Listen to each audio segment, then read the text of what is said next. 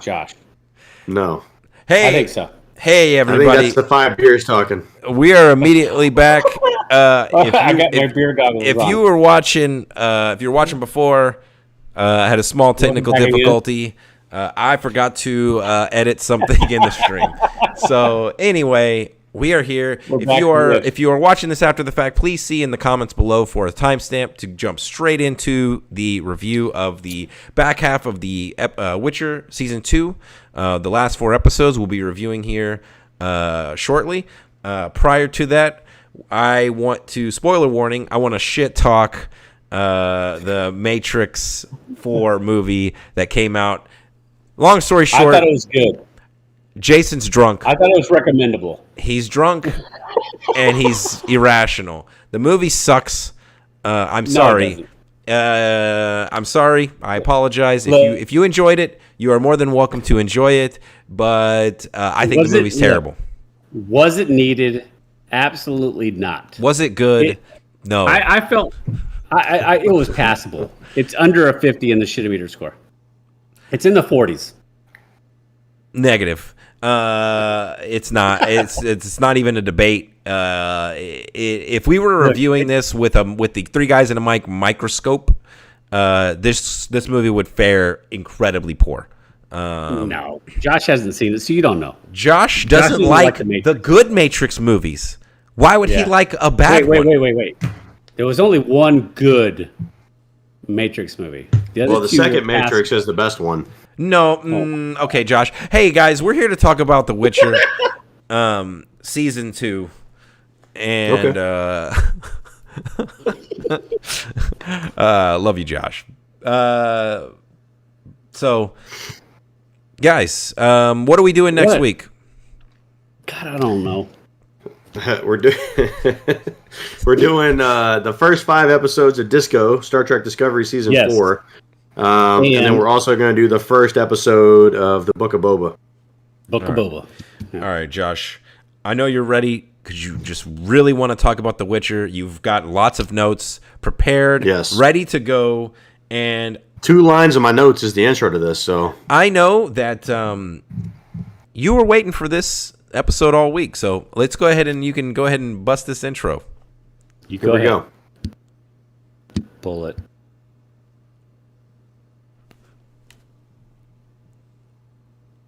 Hello, and welcome to 3 Guys and a Mic presents The Witcher Season 2, Episodes 5 through 8. I'm your co-host, The Human Dart, along with Jason Tsunami. And David Disaster. We're back. We it's are like we never left. Oh, man. I know. How's it going, everybody?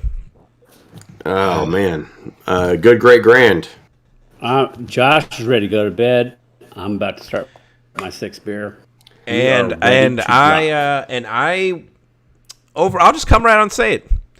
I was underwhelmed overall by The Witcher Season 2. Really? I would agree with. I feel like the first season was better. I will agree with you to the point until we got to episodes 7 and 8 of Witcher this season, and then I think the 7 and 8 episode of Witcher Season 2 for me are the best so far. Yeah, I won't necessarily disagree with you there, Jason. And I mentioned this before, but I'm going to equate this to, to a 3-course meal that you might eat at a restaurant.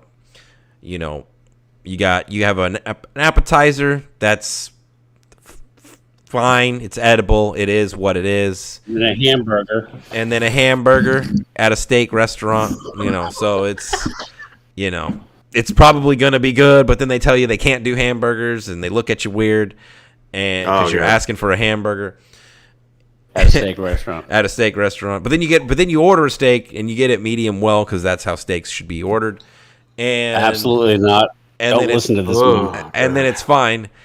But then you finally get something memorable. You get a really good dessert. Maybe some fucking bread pudding, or I thought you said good. Or your dessert of choice, right? But that's how I felt with The Witcher, right? Like, I felt like first, 60, 70, 80% of the show was not really memorable. It was things were happening, and that's basically it. Like, it was fine. It was fine. It was episodic. Yeah, you took it for episodic value. Yeah, it was fine, but it didn't really start to get good until the last episode or two. I thought were really truly memorable. Look, 5 and 6 were also good when they introduced the what's Lady in the Woods. Yeah, and the guy who was burning people. I'm blanking on his name. I apologize. Oh, the firefucker is what they kept calling him. But fire mates, firefucker, which is so stupid. Yeah. Like they see those people burned alive in that house, and she's like, "Firefucker!" Like, oh, God, shut up! Like that got so old, man. And I'm all for just like vulgar usage of cuss words. I'm all about that life, but like, look, I don't know. Could we write something like a little bit more interesting than firefucker?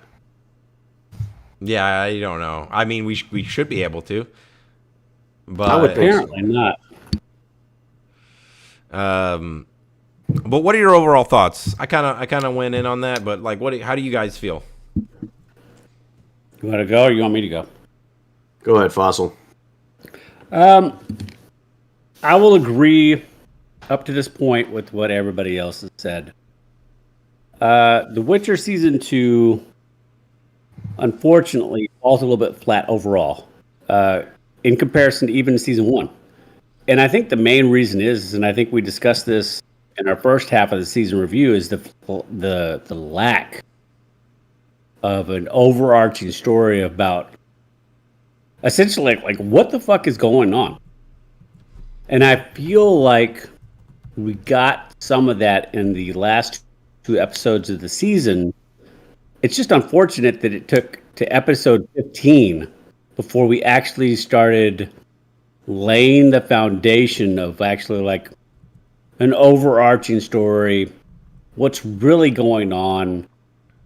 And like I feel like all these episodes did a really good job of laying the foundation for season 3 versus making season 2 memorable.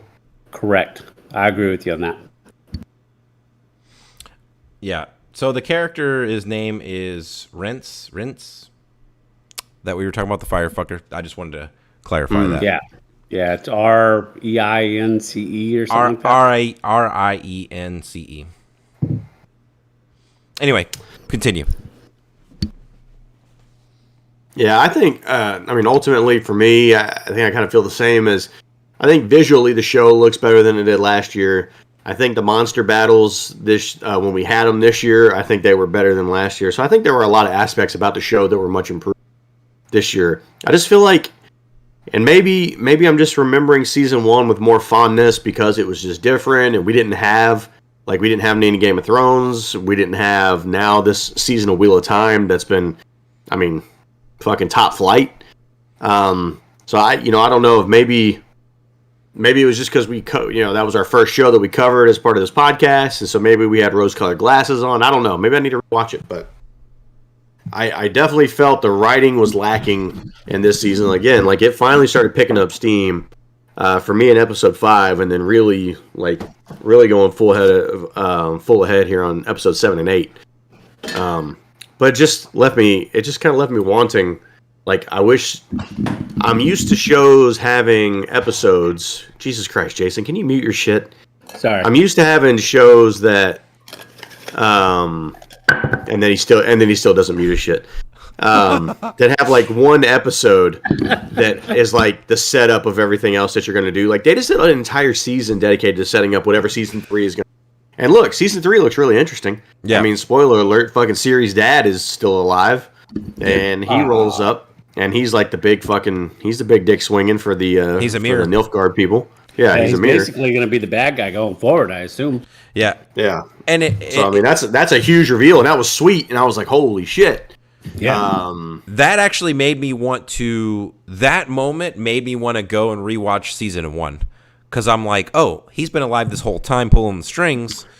Yeah. That's interesting, Look, right?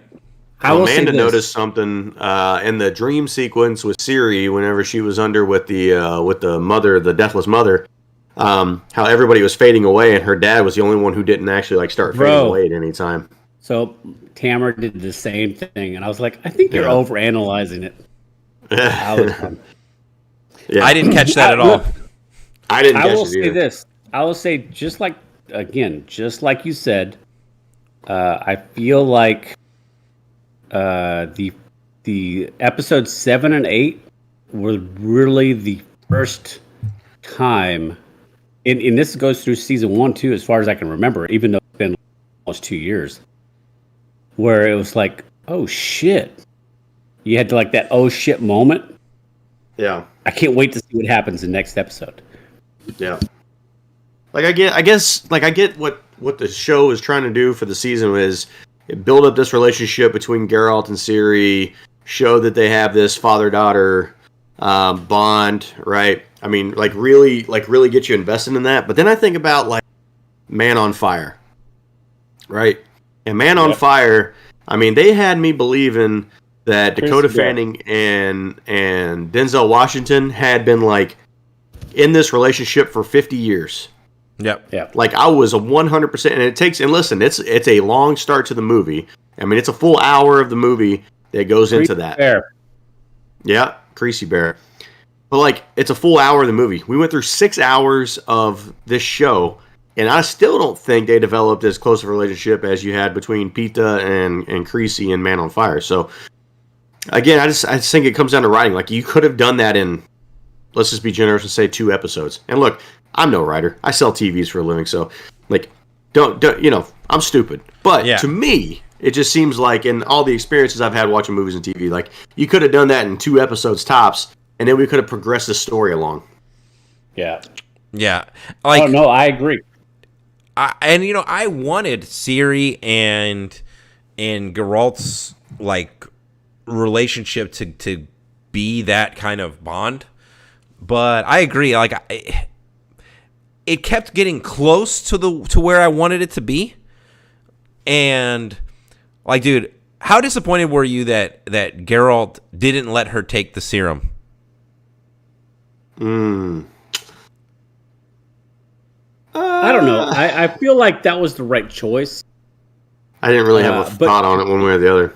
To your point on both of what you're saying, the amount of time as far as what we watched in order to get that father-daughter feel doesn't come across as much as, well, it should have been. Instead, what we got was somebody else implying that, oh, you feel like it's a father-daughter relationship. We shouldn't have had to been told what the connection was. We should have just been able to see it and feel it through the writing. I feel like the only times where this show really moved me, and I hate to say this, but the only times I was ever moved by the show is when there was extreme violence. Like, because I feel like this show does violence really well. Absolutely. There's multiple scenes that I'm sure we're going to point out that there was extreme violence, and it was really impactful. Those basilisks were fucking shit up. Eating people's, like, half their heads and shit. Yeah, dude, that was pretty sweet. Hey, how about we get to this recap? Yeah, because I'm going to have to buckle in for this one. Yeah, this one's a little bit longer than my normal recap, but it was 4 episodes plus the finales. So, are we ready? Oh, yeah. All right, so Witcher. Second half of the season spends a large portion of the time seeing Ciri trained as both in combat and in magic. During this time, we do discover that Ciri is an elder blood, thought to be extinct ingredient used to create Witchers. An imprisoned fire mage is free to track down and capture Ciri. Through Triss, we learn that Ciri is the destroyer of worlds, prophesied by the elves to cleanse the world.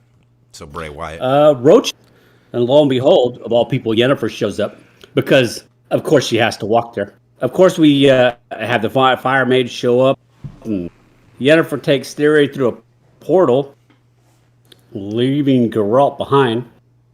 Yennefer, as it turns out, is attempting to turn over Ciri to the Deathless Mother to get her mojo back and change. She has a change of heart, just as Geralt saves the day. In Nilfgaard, Fringella's vision of power is slipping as the alliance with the elves starts to wane. And then all but falls apart with the assassination of the elf child born from Francesca, leading to Fringilla going full out beast mode, triple fatality mode, and bending Kahir to vouch for her for the Emperor. All for not. In a whirlwind finale, we see the Deathless Mother possess Ciri, kill numerous Witchers, before Yennefer sacrifices herself to save Ciri. Our Emperor finally appears in Nilfgaard, and while listening to the lies of Fringilla and Kahir, has them taken away as we find out that he has ordered the baby's assassination and announces that he must attain Ciri himself because the DNA's results showed that he was indeed the father. Dun, dun, dun, dun. Yeah, boom, insert Guile theme here. Yeah, so Yeah. you know, I'm gonna be honest. In highlight Sure form, you can. in highlight form, that made those last 4 episodes sound really good. So much better. Yeah, thank you. But no, and I mean that only to say that I That feel was like 4 hours of TV. I feel like Yeah. it shouldn't have taken 4 hours to accomplish all of what just happened. I'm just saying, look at the story, and this is probably an unfair comparison, but we're doing both of these at the same time, so fuck it. Look at the story that was told in 8 episodes, and how intricate, how many characters were introduced, okay? This is season 2 of The Witcher. We introduced, like, some new Witchers and things like that, but, I mean, overall, you knew everyone else that was in the world. And we got, did we even get 25% of the same amount of story? No. As we got in Wheel of Time? No, not at all. This is crazy. I hate to keep harping on that, but it's just it's rough whenever both these shows are going at the same time. Yeah, because you can't. It's hard not to compare experiences. And another thing that we did different, I just want to point out for our audience, and for myself to a degree, is when we reviewed The Witcher season 1, we reviewed that on a weekly drip. So we watched one and we waited a full week and then we watched another one. With this one, we kind of, I guess, did more of what everyone else probably does, which is, we binged it in, I don't know, we watched 4 episodes one week and 4 episodes in another week, which is a lot closer to what your average viewer's experience is. I don't know. Maybe that just mushed all the episodes together for me, and I just couldn't. It just all became like one blob mess. I don't know. I just want to point that out. See if any of you, what your thoughts on that is. Yeah. I mean, you would think it wouldn't affect you. I don't know. I mean, ultimately, I think it's good when you can binge it because you get the instant satisfaction, and I think the good thing for this show is you don't get a ton of time to really sit and think on it. So you think it would have been a worse experience? I think so. I think I'd have been super mad from week to week. I will agree. A friend of the show, Adrian, waits for shows to finish and then goes and binges it. This is one of those shows that falls perfectly into that category. Yeah. I feel like this show. Yeah, I agree with you, Josh. Now that I'm thinking about it, had we had to watch one episode and then wait a whole week to see the results of that, Like this show was not built for that at all. Like, I think we would have constantly going. I think we would have been constantly. we'd have been saying, complaining the whole like, time. Okay, so like when as we when's this have shit been gonna already. start? Yeah. And I just want to point out, like, probably too late, but I want to point out, like, I didn't hate the season, right? Like, I didn't hate it. No, I didn't. I think we have high expectations for this. Yeah, correct. I think the expectations were high. Maybe it was a little unfair on the show, but look, season 1, I have fond memories of that, and I just want to also point out, I think all the actors, and I think I may have said this last week, all the actors, all the performances, I thought were fantastic. I thought the effects, the music, everything on screen was very well done. I think this is Henry Cavill's. Henry Cavill to me is Geralt. Like, if for some reason Henry Cavill ever walks away from this show, I would just cancel the show. Like, I don't think anyone else could do that role, at least for me. He's better in this role than he is as Superman. Like 100%. Yes. yeah, this role was written for him. In my opinion, I agree with you. And he's I've seen him in interviews on this show or about this show, and he's incredibly passionate about the source material and about getting it right and being true to what that is. So he's definitely putting himself out there. I'll say this. Yeah, I'll say this. I absolutely think that he's perfect for this role, and I do think if this show going forward builds on the story that they've laid the foundation for, especially in the last 2 episodes of this season, I think the show could be great. Yeah, I But agree. if we end up with 5 or 6 episodes every season being episodic and we just get a little bit of story progression, it could really fall flat fast. Yeah, I think we're set up for a really good season 3. So I'm definitely Absolutely. excited by that. Like this season has done nothing to like lessen my excitement for the show. Like I'm gonna be super ready to watch it next year when it comes out. Oh, dude, it's just disappointing that this season could have been better. Like, dude, just the last episode alone, like, did so much to set up season 3.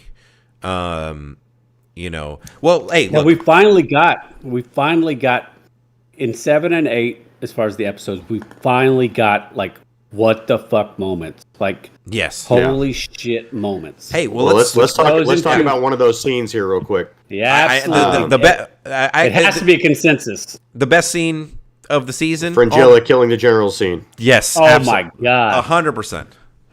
Yeah. I mean, there's no question. So I'll be absolutely transparent and absolutely honest. Like, she goes and sees her uncle, and she says, "Listen, I need to know if I need to throw the deuces, and I need to come back.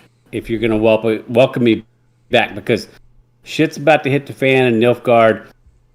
I need to know if I can come back." And he's like, he's hesitant at first, and he's like, "Look, blood is thick in water.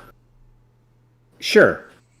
But then he's the one that actually kind of sets all this in motion, because he's like, "Well, you're going to have to apologize to everyone." Yeah. And then he, to double down, he's like, "And you are so stupid to think that you could influence the Nilfgaardian." And in the moment, she smirks, and like, it's almost perfect. It's perfect, because when that scene happens and everybody sitting at the table, all the top generals of this army are there, and everybody is frozen up until the moment that dagger actually pierces that dude's eyeball. Yeah, I thought he was bluffing. That scene was so fucking epic, hands down, in my opinion, the best scene of the show by far. And my ass just like extremely uncomfortable with what's happening. Yeah. Which general got it the worst? Oh, that's a good question. Me and Dave were talking about that too. We talked about that a little bit. I think the guy with the eyeball, like, honestly, like, that was the one that like hurt my legs the most. Yes. I got uncomfortable when that was going through the eyeball. Now, I asked this to Jason, Josh, and I'll ask you this on record. If you had to be one of those generals sitting at that table, which general would you choose to be? Not counting Kahir. I would have been. Not counting Kahir. I would have been the general supporting Fringilla the whole time. Okay, not Kahir, but basically, how would you have wanted to go based on how she did them all in?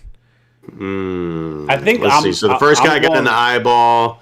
The second guy got it in the back, in his the spine, in the back of the neck. Third guy got it under the throat, yeah, or under his chin, and then the last guy got his throat slit. Right? Yeah. I would take the throat slit guy because he's probably going to die faster than everybody else is. I think everybody else is going to sit there in fucking pain for a while. Yeah. Now, what about the spine? I thought maybe the spine guy, because maybe then you just don't feel anything. But also, maybe I don't know. Also, maybe you you just don't feel anything from the neck down. Yeah. Could you would you? You definitely die though, right? Like, there's no chance you just paralyzed. Like Maximus asks to die like that in the Gladiator because he says, give him a clean death, a soldier's death, right? So that he gets set up where the knife is or the sword's going to go into his spine like that. So maybe separates your spinal column and that's it. Yeah, maybe that is the better way to go. I don't know shit about anatomy, so I think I'm going with the throat slit because you're just going to bleed out. I don't know. So there in no world. No world am I picking the guy that got it first. Oh, no, I think eyeball is last. But especially just being paralyzed and just having to sit there he's still feeling everything.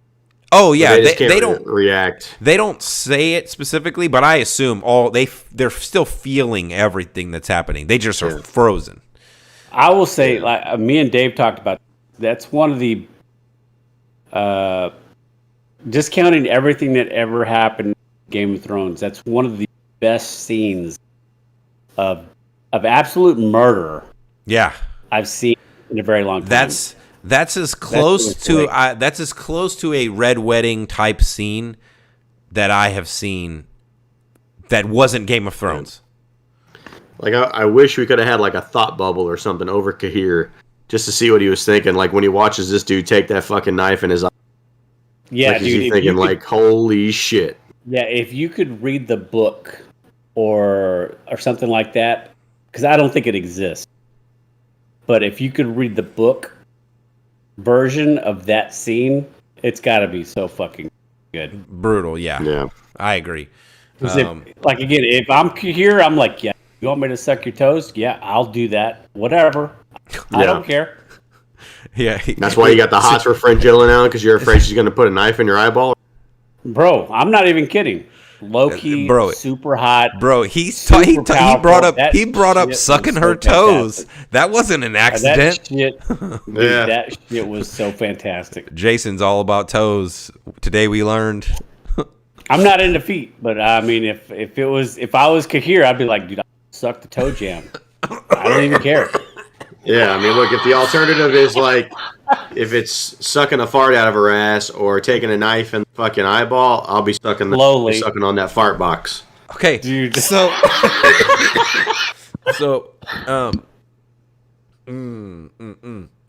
okay, so, guys, the other scene I had was the big reveal for Ciri's dad. Yes. So just the whole final scene where he's walking in, and you got Kahir and Fringilla saying, "Oh yeah, we did all this great stuff, boss." Yeah, that was all this us. little baby. Yeah, we're doing this for the power of Nilfgaard, and he's like, "You fucking liars! I did that shit, dude. Get out! I'm here to find my daughter." Swinging. And I still thought, for whatever reason, just based on the voice, I thought it was Mousesack. I thought somehow Mousesack was still alive and he was back being But that wouldn't make sense for him to be the king, though. Okay, Josh. I know, but I thought it was just based on the voice. Josh, I got to tell you this story. I need you to react how you would react. So Jason knows where I'm going. That's why he's laughing uncontrolled. Okay, God. This is legitimately what I thought when that scene was happening and we're walking and we're seeing we're seeing Fringilla and Kahir talking to Amir, right? And, I've seen a lot of shows. Again, I'm not a writer or whatever, but, just like you, I've seen a lot of shows. So I know that the reason they're not showing his face is because they're going to reveal it. And they're not showing his face right now because the reveal is somebody we've already seen. It has to be, right? And so I'm rolling, I'm not even really paying attention to what they're saying necessarily. I mean, I am, because I went back and rewound it. But the whole time when I first watched it, I'm like, okay, who's this going to be? Who's this going to be? Like, let me try to predict it. And, dude, I immediately was like... Al Pacino. No. I was like, bro, what if it's Jaskier? And I'm like, dude, imagine if Amir's like, okay, I need to know what's going on. I'm going to get behind enemy lines, and I'm going to assume the role of this bard, right? And I'm going to travel with all of them. And dude, as soon as I thought of that, the whole time that they're talking, I'm just thinking, bro, Josh is going to hate this when he turns around and it's Jaskier. I can't wait. Like, I want to text Josh. Like, as soon as I saw that it was going to be Jaskier, I was going to immediately text you and say, hey, Josh, call me as soon as the episode ends. Is what I was going to say. And well, look, I mean, this dude had hair, so I mean, you already knew it wasn't going to be Jaskier there. I was like, look, that could easily be like they could figure that out. But I was just like, you think he's got a wig guy in his time? Yeah, fuck it, dude. I mean, look, Kahir definitely has got a wig because that hair, I can't believe that's natural. That shit's fucking terrible. That hair is ass. But so, Josh, let's imagine this. Play it back. Turns around. It's Jaskier. Jaskier. You're like, I'm selling the show. Here's what I'll tell you is, I think this is a good segue into favorite characters because I have Jaskier as my favorite character for the whole season. Wow. He's really good. If it was Jaskier, I would have been shocked, and I feel like that would have been a very good turn of events. That'd have been good writing, and since that's not really synonymous with the show, I never considered that being the case. All right. Okay. I'll go favorite character as well. Like, look, I always get the low-hanging fruit because I feel like you guys purposefully don't, but I do want to call it out. I mean, I think this show is Henry Cavill's vehicle, and without him, this show just wouldn't, like obviously initially he was the big name associated with the show, but I think he owns every scene that he's in. I think he is the star of the show. And I feel like we lost something this year. Like last year, I think it was always cool. Or like in season 1, it was always really cool whenever he said "fuck," and I don't think we really got a scene like that this year. Like everybody else was dropping F-bombs like fucking nonstop, and he never really. I think he only said it like once or twice. No. Yeah, I don't know. I can't remember it. I do also want to give like a shout out to Siri. I have Siri as my honorable mention as well. She was fucking awesome in this. Siri is my favorite character. Okay, well then it's a near sweep. It's a near sweep. Then I think Siri, the actress, I believe her name is Freya. I had it pulled up. Longbottom. No, dude, no. Freya Allen. She is fantastic as Siri. And man, especially when she had to play like an evil or darker version of Siri, I love that shit. When she was going around, I think this should be an honorable mention favorite scene real quick. When she was going around killing these witchers in their sleep. Killing those witchers. Oh man, brutal. It was. You know so what good. I was thinking the entire time she was killing those guys? It was a dream sequence. No, it was the Saving Private Ryan. Upham. Oh, don't you dare bring up that scene. No, bro, because she's like worst. She's doing it, and they're looking at her, and they're like, "Why are you doing this?" And she's just like, "Shh, it'll be over soon." Bro, I was just like, "Oh my god, these poor guys, just dying." I mean, he was just murdering these people. Yep. So, it's a favorite. It's a near sweep with Siri. I feel like we got to have a sweep for least favorite. I feel like this is an obvious choice. It's Yennefer, right? There's no doubt. Absolutely Yennefer, no doubt. Dude, she is a completely different character without any powers. And I hate to say that because looking back, I don't think it was specifically the magic that made her a badass character in season 1. Her attitude. Yes, it was how she carried herself, right? And she tried to pretend that she was still carrying herself in the same way as if she was the same person, but she wasn't. And she didn't have that swagger. Writing, yeah, maybe it's on that way on purpose. But in this season, like, you could tell that she was. Yeah, I don't want to. Hesitant. Wasn't the same. You also had like that whole come up with Yennefer in season 1, where she goes from piglet to, badass being bitch. like, yeah, like Badass. So. I think you had that whole journey with her in season 1, so maybe you're more invested. This one, it's like she's just a constant fuck up. Yeah. Like, she basically puts Ciri in danger. She was totally going to turn Ciri over to Deathless the Mother. Yeah. And like, I don't know. I just look, I don't think the actress or the specific performance of the actress was the problem. Like, I think the actress did exactly. I don't think it's written that way. I think they did a good job of writing it that way, just to be just helpless and kind of like a wet blanket. Yeah, I maybe this comes across better in the books because you get some internal dialogue and you can maybe be more sympathetic. I have no idea, but how it played out, it did not do Yennefer any favors. I'm glad she got her powers back at the end of this season because hopefully that means that her character will Back to normal. Be back to normal, and it seems like the band is fully back together again by the end of this, and we're gonna get some solid time. Three-way action, Dave. Ciri is a child, and also that's weird, dude. No. What's next on the docket? I mean, questions, predictions. Like, I really don't have any predictions at this point. Like, obviously we're going towards I think dad here being the guy in charge. So I don't know. I think it's the wild. I think it's the wild hunt. I think that's those people at the end. I'm pretty sure that's what we're gonna deal with. And obviously Amir, right, as like a side. I think those are your two main storylines, right? That's pretty much probably going to be it.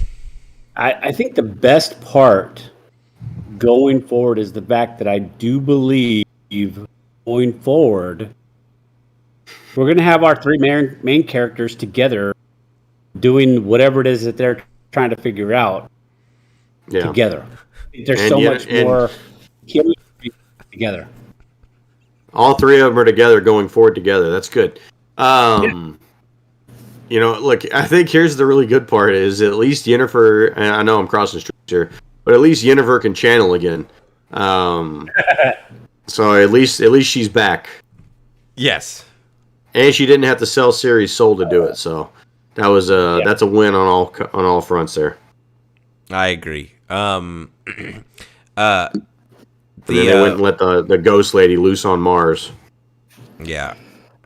I am excited for season 3. However, I gotta admit, my excitement for season 3 is definitely currently less than it was for season 2.